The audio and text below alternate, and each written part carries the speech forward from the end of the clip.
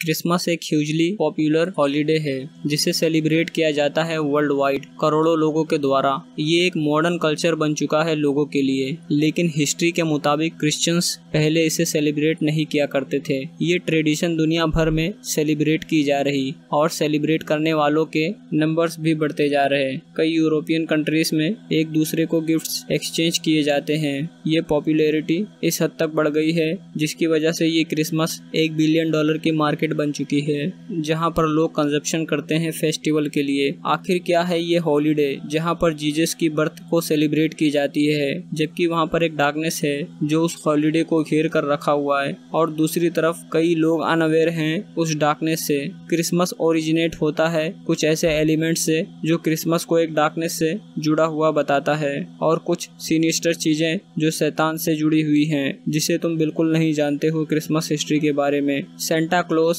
एक fictional character है और ओरिजिनेटेड हुआ है सेंट निकोलस से। सेंट निकोलस को कई सालों से लोग जानते हुए आए हैं, इसलिए क्योंकि वो सेंटा क्लॉज बच्चों को गिफ्ट्स लाकर देने वाला, उनसे करीब और उनसे प्यार करने वाला था। कुछ समय के लिए सोचो, आखिर ये ट्रेडिशन जो जुड़ा हुआ है क्रिसमस से, इसका क्या कनेक्शन है जीसस की बर्थ से। यहाँ पर बस लोग क्रिसमस को सेलिब्रेट करते हैं इग्नोरेंस के साथ, बिना जाने इसकी हिस्ट्री के बारे में। डेविड आइक का एक कॉन्सेप्ट है सेंटा को लेकर, वो जुड़ा हुआ है कई इविल से। क्रिसमस पहले एक सेक्रीफाइस पीरियड हुआ करता था जहाँ पर इंसानों की सेक्रीफाइस की जाती थी और ये इविल पास होते होते हमारी जनरेशन तक आ पहुंची है। सेंटा एक एनाग्राम भी है शैतान का। डेविड आइक के मुताबिक जिस क्रिसमस को आज सेलिब्रेट किया जाता है वो सर्टनालिया था। सर्टनालिया एंशिएंट रोमन फेस्टिवल और एक हॉलीडे था। क्रिसमस जो कि सर्टनालिया था वो कभी भी क्रिश्चियंस का फेथ नहीं था। सर्टनालिया एक पैगन हॉलीडे था जो रोमन्स का फेस्टिवल था। सर्टनालिया सर्टन गॉड की वर्शिप किया करते थे। सर्टनालिया 17 दिसंबर से 23 दिसंबर तक हुआ करता था रोमन्स के दौरान, लेकिन बाद में डेट एक्सटेंड कर दी गई 25 दिसंबर तक। उस 7 दिन की हॉलीडे में कोई पनिशमेंट नहीं थी, किसी भी लॉ को आसानी से तोड़ा जा सकता था और जिन मर्डरर और रेपिस्ट को कैद कर वो रखे हुए होते वो उन्हें उस दिन आज़ाद कर देते थे। वो दिन आज़ादी का दिन था, मतलब ये कि एक इंसान जो भी चाहे वो अपनी मर्जी से कुछ भी कर सकता था। मर्डर, टॉर्चर, किलिंग, ये सारी चीजें आम सी बन चुकी थी उस पैगन फेस्टिवल में, जहाँ पर ह्यूमन की सेक्रीफाइसेस, इंटॉक्सिकेशन इन्वॉल्व होती थी। वर्शिप के दौरान वुमेन्स को नेकेड कराकर उनको डांस कराया जाता और वुमेन्स का रेप किया जाता। ये सारी फसाद को लेकर रोमन्स की अथॉरिटीज का ये मानना था कि वो डार्कनेस को खत्म कर रहे हैं। क्या सच में किसी भी दूसरे इंसान की प्रॉपर्टी डैमेज करना और उन्हें टॉर्चर करना और कई लोगों को विक्टिम बनाकर उनसे फिजिकल प्लेजर लेना, जहाँ पर एक घर के बाद एक दूसरे घर की ओर बढ़ते जाते और वुमेन्स का रेप करते, ब्रूटली मर्डर करते लोगों का, क्या ये डार्कनेस को खत्म करने की बात हो रही है? और गैम्बलिंग जो कि आम सी बन चुकी थी उस समय। उस टाइम पर पैगन्स का राज हुआ करता था रोम पर, लेकिन यहाँ पर क्रिश्चियनिटी आती है। क्रिश्चियनिटी सर्टनालिया को अपने लिए अडॉप्ट कर लेती है इस उम्मीद को लेकर कि वो पैगन्स को क्रिश्चियनिटी में कन्वर्ट कर देंगे, मतलब उनके फेस्टिवल में इन्वॉल्व होकर उन्हें हम अच्छा फील कराएंगे और उन्हें कन्वर्ट कर दिया जाएगा बाइबल की टीचिंग देकर। लेकिन सर्टनालिया ने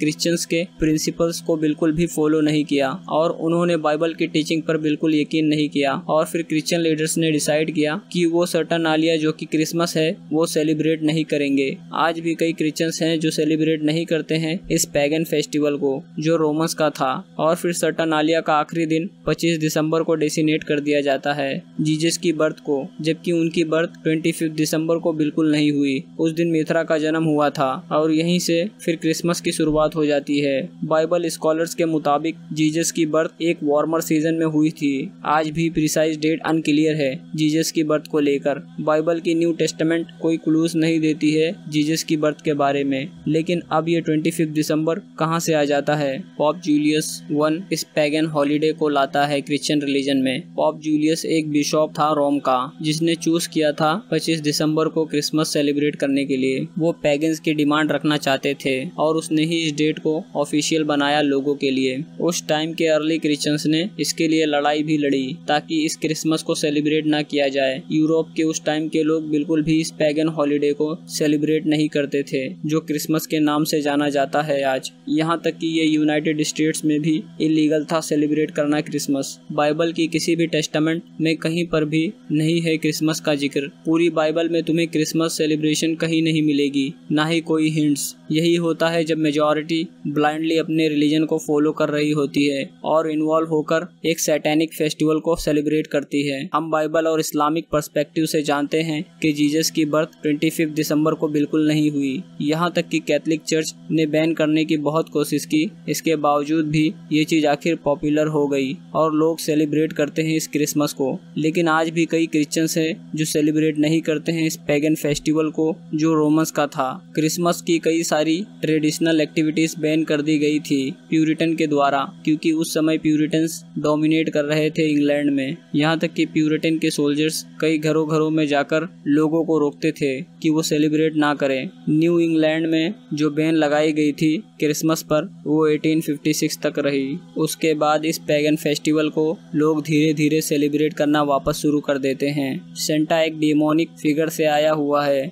जो कनेक्टेड है नॉर्स गॉड से। आज बहुत सारे बच्चे ये समझते हैं सेंटा क्लॉस उन्हें देख रहा है और उनके कैरेक्टर को जज कर रहा और गिफ्ट्स की तैयारी कर रहा कि उसे किसे देना है और किसे नहीं। सेंटा का एक कैंपेनियन था जिसका नाम क्रैम्पस था। क्रैम्पस एक प्योरली पैगन क्रिएशन है और लेजेंड्स के मुताबिक वो हेल का बेटा था जो नॉर्स माइथोलॉजी से बिलोंग करता था।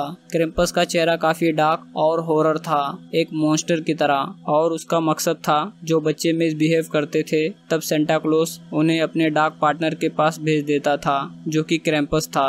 क्रैम्पस उन बुरे बच्चों को आकर ले जाता और उन्हें एक पनिशमेंट देता बर्च की बंडल से जो एक स्टिक की तरह होती है पनिशमेंट देने के लिए, और फिर क्रैम्पस उन बच्चों को एक बास्केट में भरकर ले जाता नर्क की ओर, नॉर्स गॉड्स के पास जो अंडरवर्ल्ड के गॉड्स हुआ करते थे, और उन्हें वहां पर छोड़ देता कम से कम 1 साल के लिए। क्रैम्पस बहुत पॉपुलर है बच्चों की दुनिया में, एक लीजेंड की तरह। कुछ पेरेंट्स उसकी कहानियां भी अपने बच्चों को सुनाते हैं। 25 दिसंबर को मिथरा की वर्शिप की जाती है जो एक पैगन गॉड है। मिथरा एक खुदा था रोशनी का, जैसे लोग लूसीफर की वर्शिप करते हैं ये समझकर कि वो लाइट बेरर है, रोशनी लाने वाला। मिथरा का जन्म हुआ है एक पत्थर से एक केव में दिसंबर 25 को, और कुछ क्रिश्चियंस का मानना है मिथरा ने एक वर्जिन जन्म लिया था जैसे जीसस का जन्म हुआ था। मिथरा का जन्म जिस दिन हुआ वो दिन एक सेक्रेट दिन था रोमन्स के लिए। रोमन्स और अदर कल्चर्स वाले उस टाइम पर टॉर्चेस और कैंडल्स जलाया करते अपने घरों में ताकि सिंबलाइज किया जा सके सैटर्न की रोशनी को। ये वो दिन था जो एक बड़ी रिस्पेक्ट थी बाबिलोनियंस और आर्कोन्स के लिए, जहाँ पर वर्शिप की जाती थी सैटर्न की।